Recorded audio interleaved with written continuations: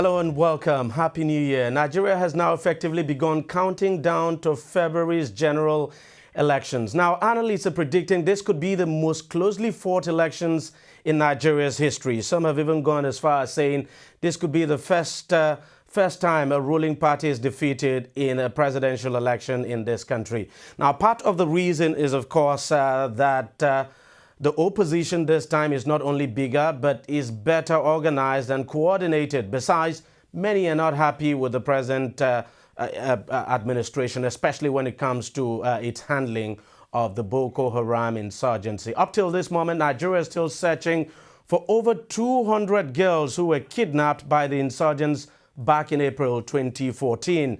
The agony of the parents of the schoolgirls know no bounds.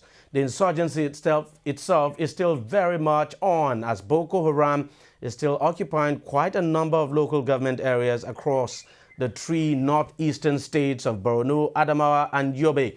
But again, it still remains to be seen if Nigerian voters would take it out on the incumbent government in the coming elections. Let's turn our attention now to the Independent National Electoral Commission, INEC, the body charged with organizing elections here in Nigeria. Just how prepared is the commission for these crucial elections? INEC got a lot of praise for its conduct of the 2011 general elections, but has received a lot of criticism over the way it conducted subsequent elections. A typical case in point is the Anambra State governorship election, which of course held last February. Of course, INEC chairman Atahiru Jega apologized for the so many problems the election witnessed, but it got a lot of people questioning the capacity of his commission to hold transparent elections this year. The situation was compounded with the shoddy job the commission carried out with the distribution of the permanent voters' cards. Now, the commission still insists it is more than ready to give Nigeria better elections in 2015. Of course, we're now in 2015, and Nigerians are still very, very much doubtful. Mr. Kayode Idowu is a spokesperson of the INEC chairman, and he now joins me on the phone from Abuja. Joining me here in Lagos via Skype is Yemi Adamolekun, who is the director of Enough is Enough Nigeria, a civil society group based here in Lagos. Let me start with you, Mr. Idowu. Tell us how prepared INEC is for this election. Thank you, Mr. Deji. The commission is as prepared as it can be for the election. The T's are being crossed and the I's are being dotted. We are training the manpower that will be used. Procurement are being finalized. Deployment has commenced. Another thing, the deployment of the hierarchy has been carried out, all in preparation for the 2015 election. We believe very strongly that, God helping us, we should have a very credible election in 2015, given also that stakeholders will play their role adequately, other stakeholders in the process will play their role adequately. Let's talk about the distribution of the permanent voters' cards. That is, of course, going on where people are supposed to be going to their various local government areas to continue to register. Tell us about it. It's just not gone well for your commission at all. Yeah, you see, the people are there to measure and expectation. The challenges in the course of distributing permanent voter cards. And to tell me, they are not the same. We made clear what the basic challenge is with the permanent voter cards that were being distributed. We did not have all the cards at the same time. And so we could not deliver, we could not distribute the way we scheduled. That is the first point. The second point is also that the distribution of the cards had to be within a restricted time at the polling unit level.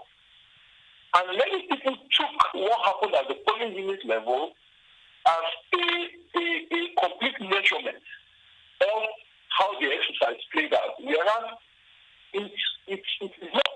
Because after the polling unit level, we continue at the local government offices of the commission. And we said, whoever was unable to pick up his or her card at the polling unit level can go up to the local government office of the commission to pick it up as we speak. The distribution at the local government offices is still ongoing. Okay, let me just... Ongoing at the end of January. Can I just pause you there and bring in Yemi, who, of course, Yemi's group has actually been monitoring this the voter cards distribution now.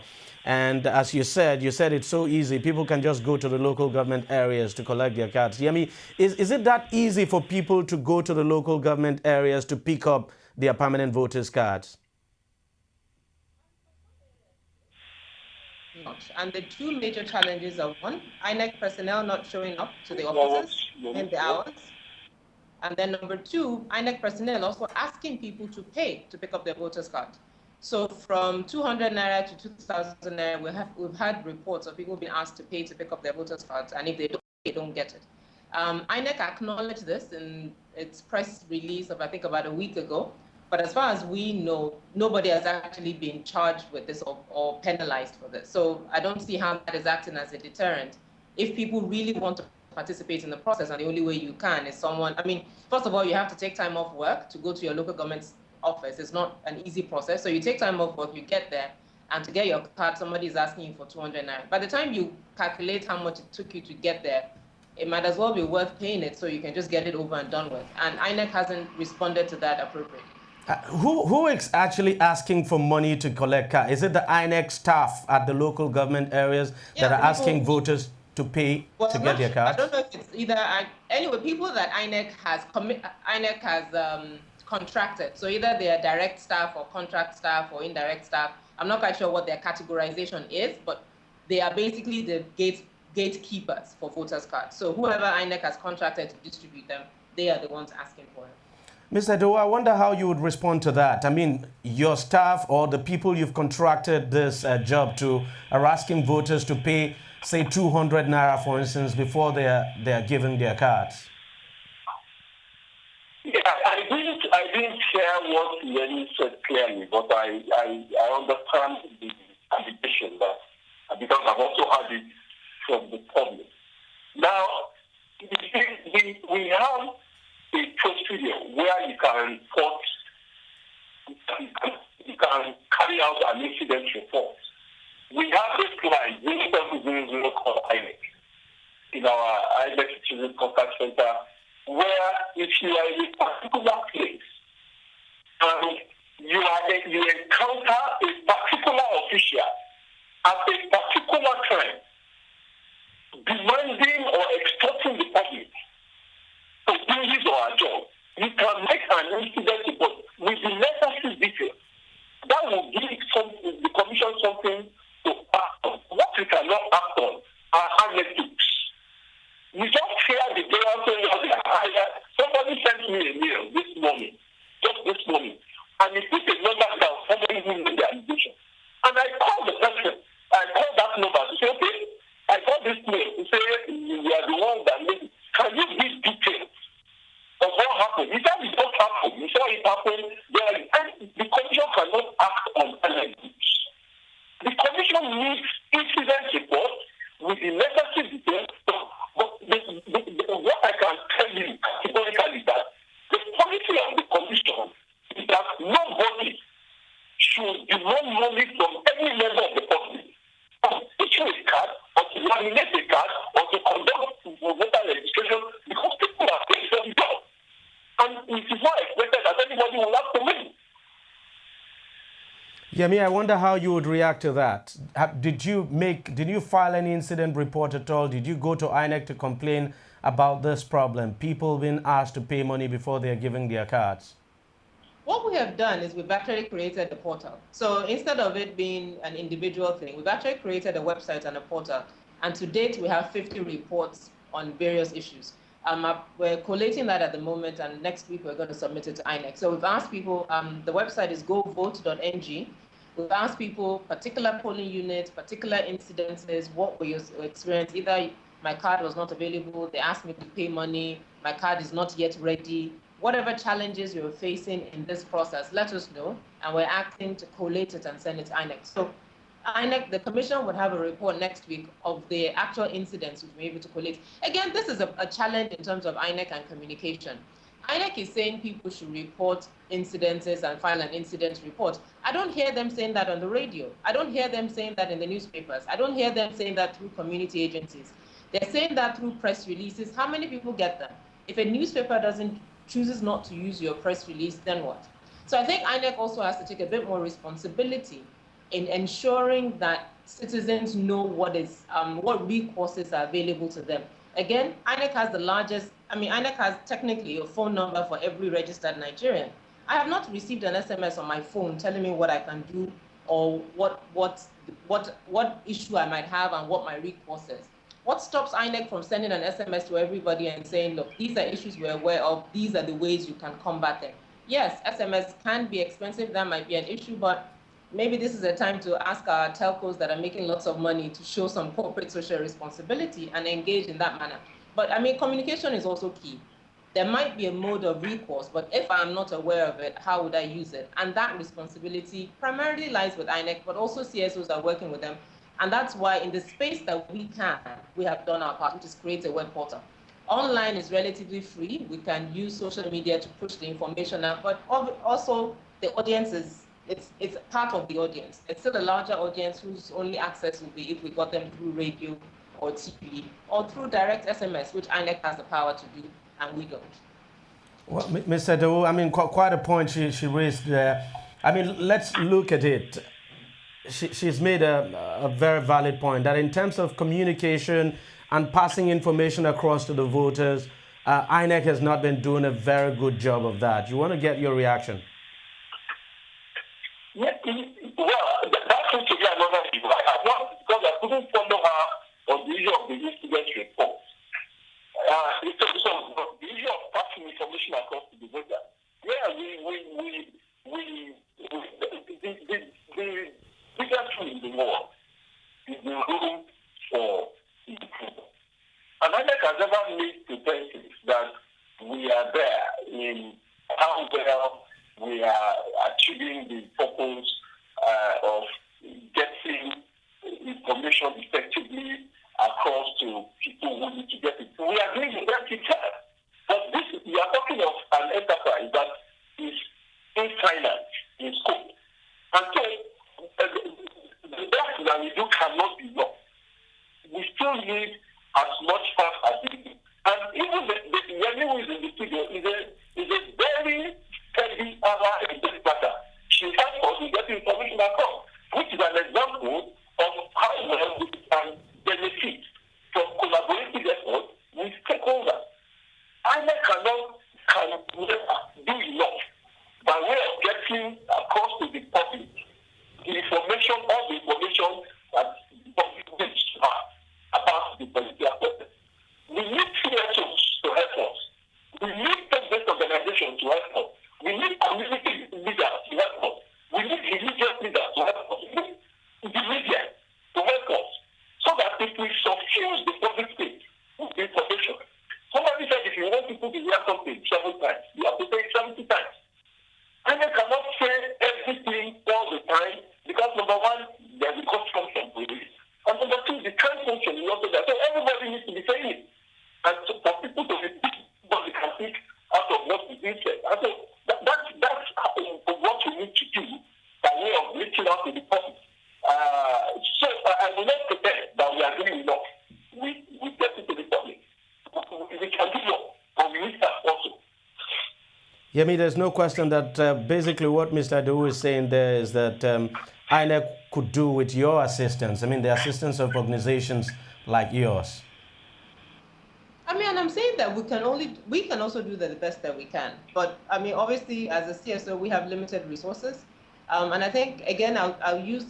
Yes, you can want all these organizations to help, but information is key. Even with information coming from INEC, sometimes comes extremely late, so it's hard to pass on information. I know how much money my organization has wasted because INEC changed dates 3 times on when things were going to be distributed. So we've gone out based on the schedule that they released, we've printed flyers, got things done, then INEC comes and changes the dates. Yes, there might be issues, but if I've spent my budget already, there's really nothing I can do again. And again, I go back to this. INEC can work and leverage on CSOs, but INEC still has the singular most effective way to reach registered voters in Nigeria, an SMS database. No other CSO, no other organization, no other body has that kind of resource. Now, the only challenge with that would be money. And that's where we have international funders. That's where if we need to make a public plea to all our 4 telcos to do it, we might need to do that. That this is an opportunity for you to do corporate social responsibility. INEC, again, has that kind of clout. I don't. Our organization doesn't. So if the challenge is reaching people and the challenge is resources, again, I'll go back. SMS for me is fundamental. Again, fundamental, radio and TV. NTA is government-owned, FRCN is government-owned. Why does INEC, as a government agency, not have relationships with these agencies to pass on information in a cost-effective way? There's no reason why INEC should be paying NTA commercial rates for adverts. There's absolutely no reason INEC should be paying FRCN commercial rates for adverts. So if FRCN is giving you free space, NTA is giving you free space, telcos are giving you free or discounted SMS, I'm sorry, INEC has no excuse for not communicating, and shifting the blame to CSOs, for me, it's unacceptable. We'll do the best that we can within our limited resources, but we have limited resources. And INEC has the power of the state to leverage on far-reaching resources, radio, TV, and SMS. But from what you have seen so far, are you very confident INEC is going to deliver in February? There are concerns. I mean, for me and for us, they're legitimate concerns. I mean, PVC that you've alluded to is one of them.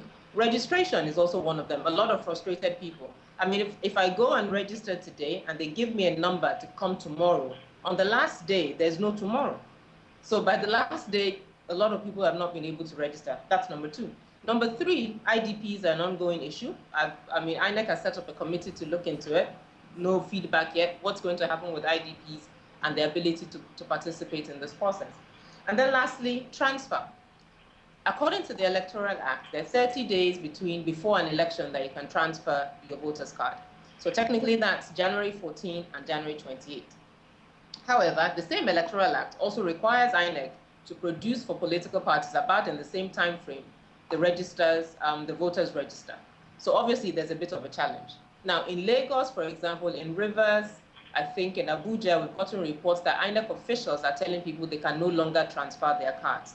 This was never announced by INEC. So somebody's going to wake up on January 6th and want to transfer their registration and then be told they can't do it because registration is closed.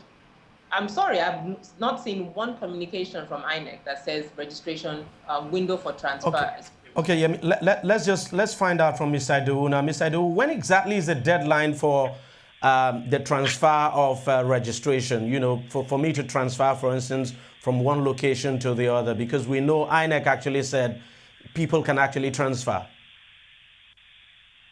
Yes, you know, by the strict provisions of the law, transfer can be done for 30 days to an election. Somebody can transfer his data until not later than 30 days to an election. But by the provisions of the same law, INEC must publish the register for the election 30 days to election day.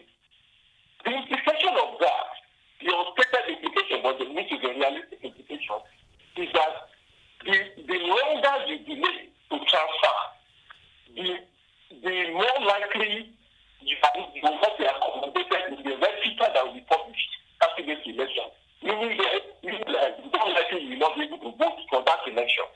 In other words, if you wait till January or even till that January 13, which is 30 days to election, before you transfer your register, yes, then that can still be taken down. But you will not be in the same register that will be published on January 13 for the election, because it takes time to compile and finalize that register. And so, by the strict provisions of the law, it can still transfer, yes.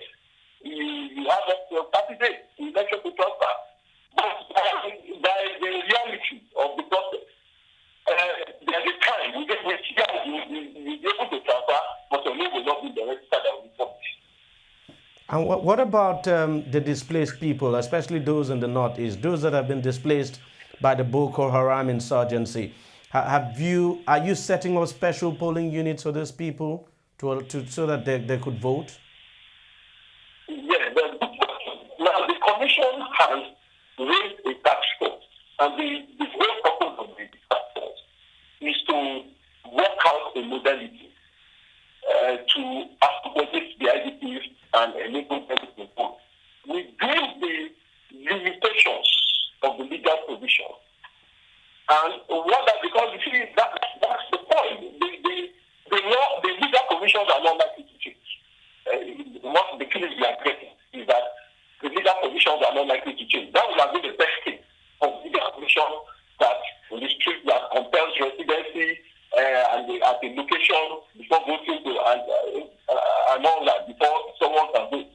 It should have been very helpful if these provisions change, but they are not likely to change. So what the commission is doing is to rely on the constitutional provision that guarantees the right to vote, and to work within the limitations of the ancillary law, like the Electoral Act, and see how you can get IDPs who are in camps, for instance, to vote.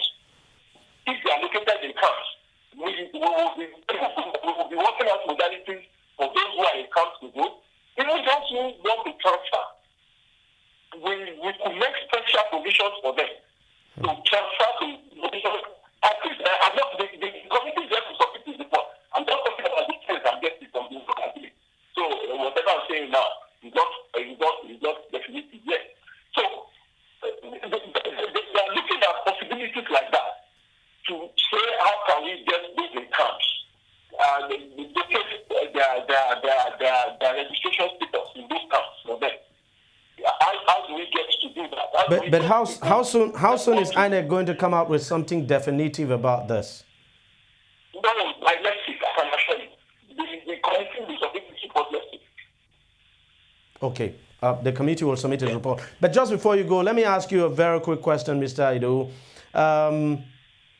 You don't think any party at all, people have been saying it's like the PDP flouted the Electoral Act when it raised 21 billion for its presidential campaign.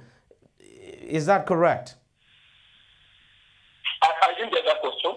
I said people have said, President Jonathan organized the fundraising the other time, and of course the party, the PDP, raised 21 billion naira for the presidential campaign of the PDP candidate. And people are saying that is a gross violation of the Electoral Act. And I'm asking you if that is correct and what INEC could be doing about it.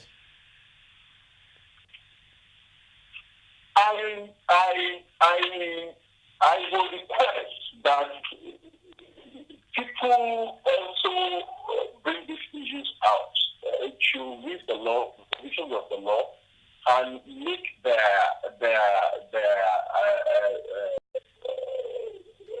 issues on the basis of the specific provisions of the law. Because you see, INEC has to work with the law, and it has to do it dispassionately. And it will not be helpful to the process for INEC to join in partisan scoreboard. It's not helpful for the process, it's not helpful for the election management body, and honestly, ultimately, it's not helpful for the country. And so, I refrain from commenting specifically on parties or individuals. There is a legal framework. People can look through this framework. They can take issues on that framework. INEC will work within the framework that we have to do the needful. All right, I can understand. I honestly can understand. But Yemi, you want to say something about that? No, I didn't hear what he said, so I can't respond. Okay, basically he said, that people have to work within the framework of the law, that basically that he's not going to comment on that, and that, the PDP might not be flouting any law at all as such. Until I guess an organization has requested and done an FOI request for a list of donors. So if they can break down the 21 billion to what 210 people giving $1 million each or whatever the math is, then they'll be within the ambit of the law, I guess. Well, finally, let me ask you, Mr. Adu, don't you think you're taking a gamble by organizing the presidential election first before other elections? Because the presidential election would not give you any room. This would not give you any room at all for any kind of mistake, because any kind of mistake on that day could be catastrophic. We are not anticipating mistakes, so to speak, because of mistakes, that means we are not a process in place. I can assure you that INEC has a system, a process design that we are sure, and we've been executing it incrementally and progressively in ATP. What it was not a flash in the pan. Some people have said it was because it was an isolated election. I suppose it is not. It is a test of the process that we are designing. The process design. That's why it was better in Oshu, because we were able to improve the process based on and we are sure that we will do better in the future elections because we have even developed the process better. And so the issue of mistakes is really not. Yes, there could be challenges. Challenges are very dynamic, challenges, but the also the test of the process how it can respond to challenges. But as to why the presidential election falls, again, the presidential election is not false. National elections are being conducted on the same day. And we explain how that arose. In 2011, you had National Assembly first, presidential second, and the state elections first. And because we have collapsing into two stages, you collapse the first and the second into the first day, the first election, and then the last election, we left it as it was. And that was why the National Assembly election and the presidential election holding on the first day, which is February 14th, and then the state election holding on February 28th.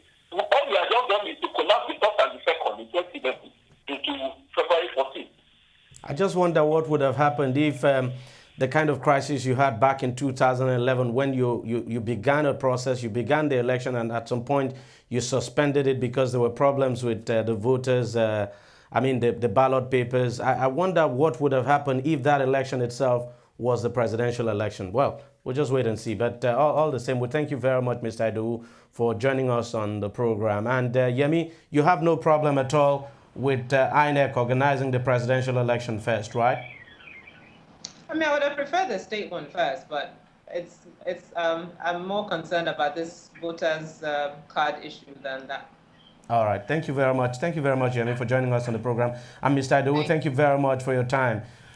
Well, we'll take a short break now. When we come back, we'll be looking at something else. Don't go away. Every day, every hour, and every minute, news break in Nigeria. Things happen so fast, it's most times difficult to track and comprehend them.